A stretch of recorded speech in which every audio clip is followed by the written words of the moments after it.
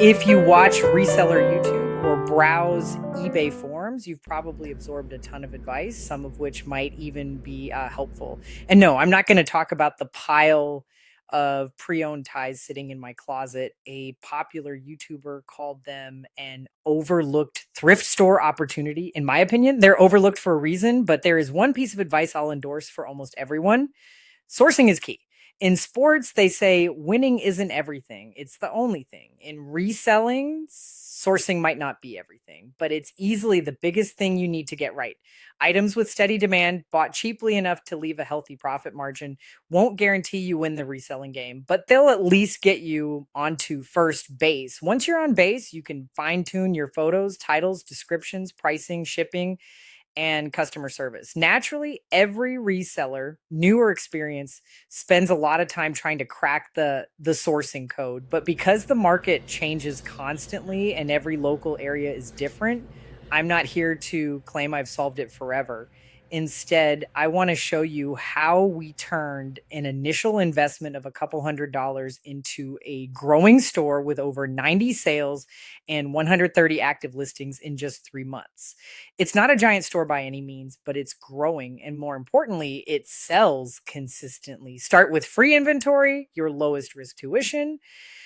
Not everything sells instantly, of course. A few items seem to have entered into long term relationships with my storage shelves. But what if I told you that some of our highest margin inventory cost us absolutely $0?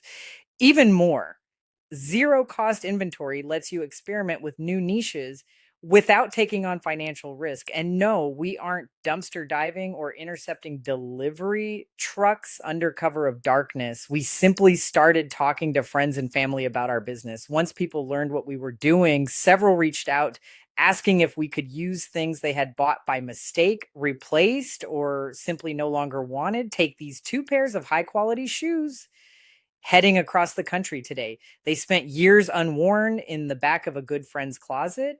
I helped her reclaim closet space. We turned them into profit, and the buyers got a great deal on new in box shoes. Everybody wins, especially the shoes, which escaped a life sentence in closet dark storage or a trip to the landfill. Of course, the absolute easiest source of free inventory is right under your nose, your own house. Look through your closets, garage, cabinets, spare room, and under the bed. Sourcing is both an art and a skill, and you will make mistakes while learning. It helps immensely when your learning tuition is paid using items that cost you nothing. A perfect example: this personal blender worked flawlessly for years until I upgraded to a larger model. Instead of tossing it, I listed it. I cleared out counter space, made a quick profit, and the buyer got an appliance that fit their exact needs. There are plenty of other legal ways to grab free inventory: local buy nothing groups, curb alerts, or rescuing usable items set out for disposal. But clearing clutter from our own home and helping friends do the same has been our most reliable starting point. A quick side note on thrift donations. Some people wonder, doesn't reselling this stuff reduce donations to charity thrift stores? Honestly, that hasn't been our experience. Since launching the business, I've made more trips to charity thrift stores, not fewer. I donate what I don't want to sell, and while I'm there, I source new inventory. It's a win win cycle that actively supports thrift operations. Before you buy, understanding demand and specific needs to keep your store active, you need to post fresh listings several times a week. That means eventually, probably sooner rather than later, you'll have to spend actual cash on inventory. I can't give you a precise shopping list because brands, local pricing, and competition vary wildly depending on where you live. But I can tell you what every profitable item needs: a clear reason for someone to search for it. That reason might be a recognizable brand, a practical function, a collectible theme, a hard to find size, or a feature that solves a specific problem.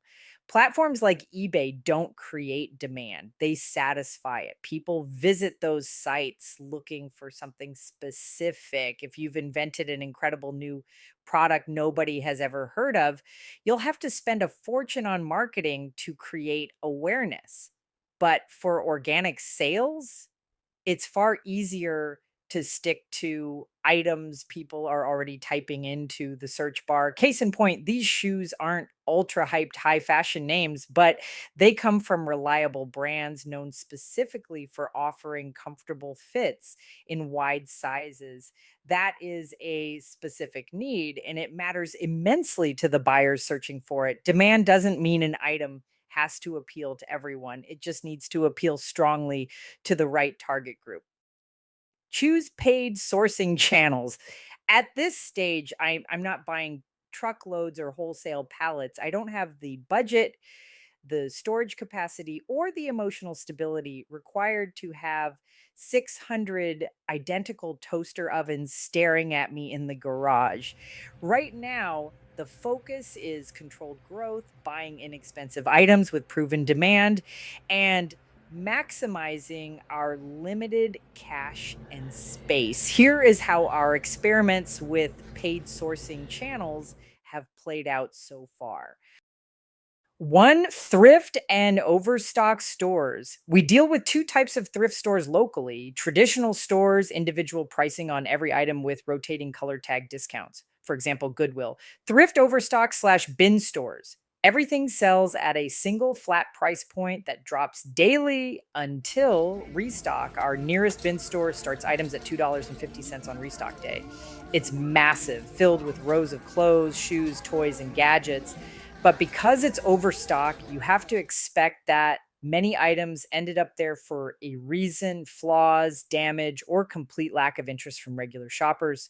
You have to walk in with a plan. For example, I'd typically pass on dress shoes with cosmetic issues. In contrast, light cosmetic wear on quality cowboy or work boots or Crocs may not disqualify them. People already buy those kinds of shoes to get them dirty. Plus, a light application of leather conditioner, suede cleaner, or even soapy water can often give them a picture perfect makeover. At traditional thrift stores like Goodwill, prices are higher and you have to watch your margins closely, as many stores now price directly to market. However, discount tag days or flat sales, like my local store's 40% off day, make the trip well worth it if you know your niches. Quick scan niches to look for: shoes, Skechers and Crocs in decent shape consistently sell. Toys, wooden puzzles, doll houses, and brand name play sets, housewares, vintage slash clean Tupperware, name brand water filters, and easily testable small appliances. Media, complete deluxe boxed sets of books or media. Always pull out your phone and check eBay sold listings, not active asking prices, or use Google Lens. You want to know what real buyers are actually paying. Two, retail liquidation outlets. If digging through piles of used shoes isn't your style, liquidation stores offer access to customer returns, clearance overstock, and open box items. Avoid the bottom tier dollar bins full of unbranded junk. Spending an hour digging to make a $4 profit isn't worth your time. Instead, look for higher tier liquidation bins. We use one that starts at $10 on restock day. While the entry price is higher, we regularly pull items that sell for 3 times to 5 times our cost. Top winners here: new in box tech accessories, brand name keyboards, replacement filters, and popular sealed board games. The rule of thumb: always aim for at least a 3 times return on purchase price to account for platform fees, shipping materials, promos, and potential returns. Three, garage sales, the reigning champion.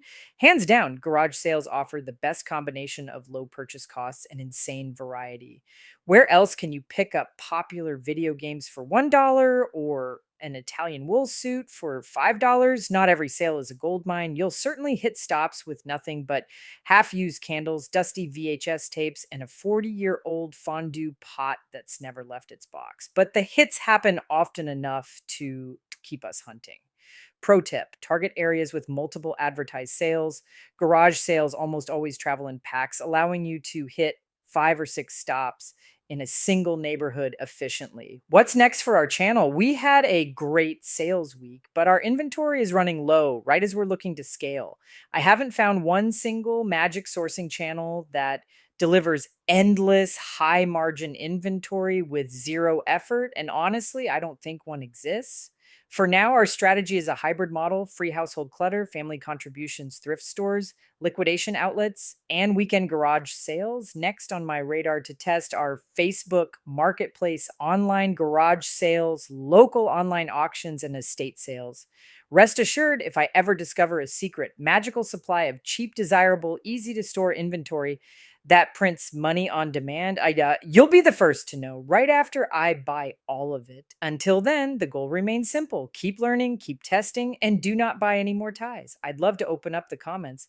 What has been your absolute best or worst sourcing channel so far? What looked promising on paper but turned into a total flop? If you enjoyed this practical, no hype breakdown from someone actively figuring it out in real time, hit the like button and subscribe to follow the journey. Good luck out there.